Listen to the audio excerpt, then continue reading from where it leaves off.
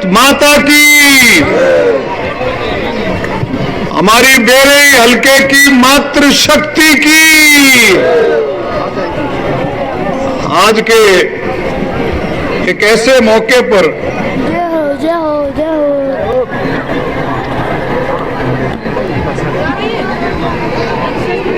कई साथी प्रेस वाले पूछ रहे थे कि ऐसा प्रोग्राम कभी देखा?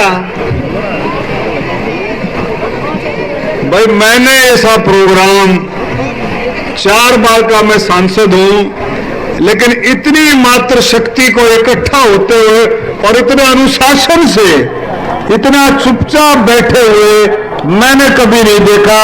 आप लोग सभी बहुत ही बधाई और धन्यवाद के पात्र हो। आप जितनी मातृशक्ति आई, कितनी सहनशीलता है।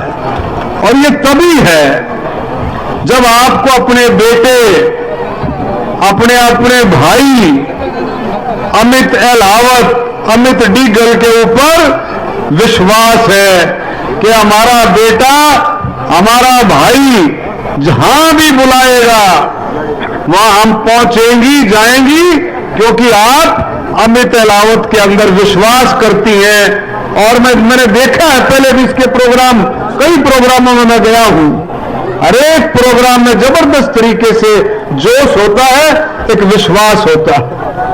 आज का इसने बताया कि 1008 इनाम है और सभी मेरी माताएं बहनों को सबको पता है कि वे 1008 इनाम है, लेकिन फिर भी हर एक माता बहन में जबरदस्त जोश है कि भी इनाम निकले या ना निकले, लेकिन हम अपने बेटे अमित के प्रोग्राम में, हम अपने भाई अमित अहलावत के प्रोग्राम में जरूर जाएंगी।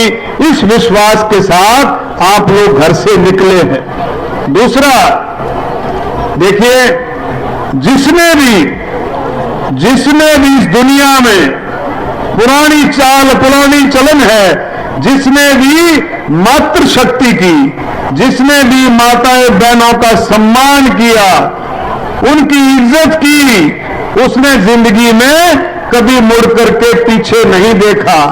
एक और उदाहरण है, जिस भी परिवार में अपने माँ बाप की इज्जत हुई, जिस परिवार में अपने माँ बाप की सेवा हुई, उस परिवार ने भी कभी पीछे मुड़ के नहीं देखा।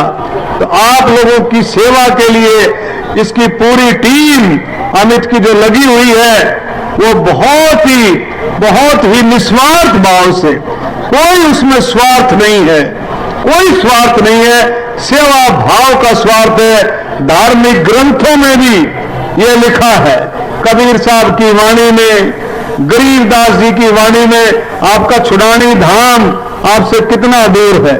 कबीर साहब, गरीबदास जी की वाणियों में, गुरु नानक साहब की वाणियों में, हमारे रामायण में, भगवत गीता में, हर जगह सेवा भाव का उल्लेख है।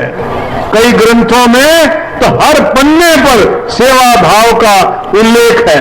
जिसने भी सेवा भाव का मंत्र ले लिया, वो भी जिंदगी में कभी पीछे मुड़ करके नहीं देख सकता।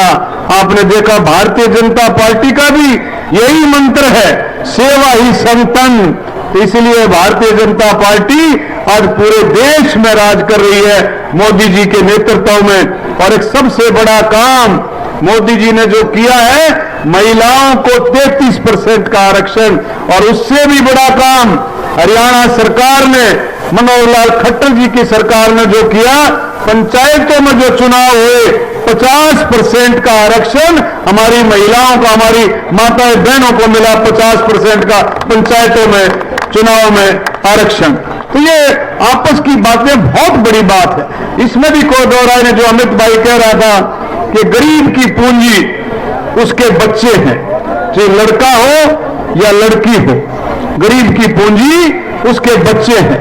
हमारे को ये संकल्प लेना है कि लड़का हो या लड़की हो, दोनों को पढ़ा लिखा करके, आज वही परिवार मजबूत है जिसमें लड़का लड़की पढ़े लिखे हैं।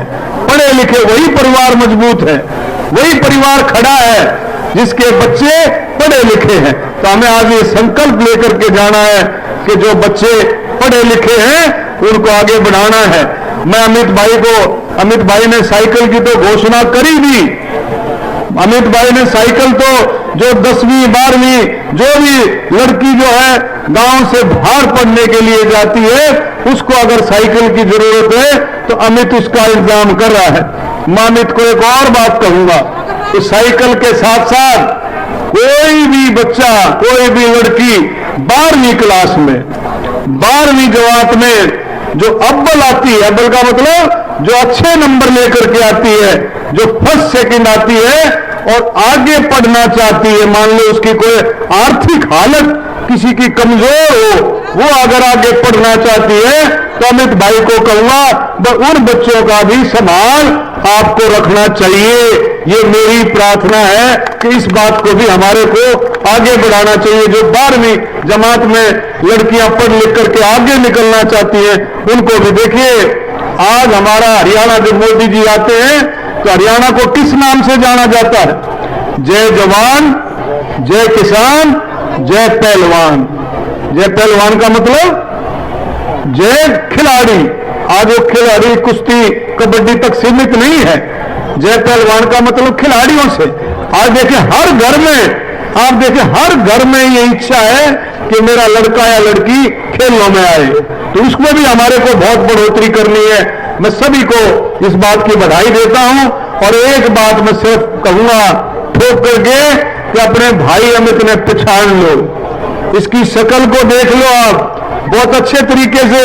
ये बिल्कुल निस्वार्थ सेवा भाव का लड़का है, इसमें कोई लालच नहीं है, कोई लालच पैसे कमाने का नहीं है, सिर्फ सेवा करने का इसके दिल और दिमाग में लालच है कि मैं किस तरह से अपने हलके की सेवा करूं, किस तरह से अपने हलके के लड़के लड़कियों को आगे बढ़ाऊं, किस तरह से बुजुर्गों का सम्मान करूं, किस तरह से नौजवान साथियों को आगे बढ़ाऊं पूरी टीम के साथ। तो मैं ये कहता हूं आप अपने भाई को पहचानो कि ये भाई अमित आगे आने वाला सितारा है, आपका आगे आने वाला चढ़ता सितारा है, एक भविष्य है आपका और हम सब का भविष्य है। हम सब मिल करके ऐसे भाई साथियों को आगे लेकर, और एक और आज इस प्रोग्राम के जरिए से एक और प्रेरणा मिलेगी, नौजवान साथियों को प्रेरणा मिलेगी कि भाई हमारे को भी अमित की तरह से बढ़ना है, हमारे को भी सेवा भाव का जो है ये मंत्र लेकर के आगे चलना है।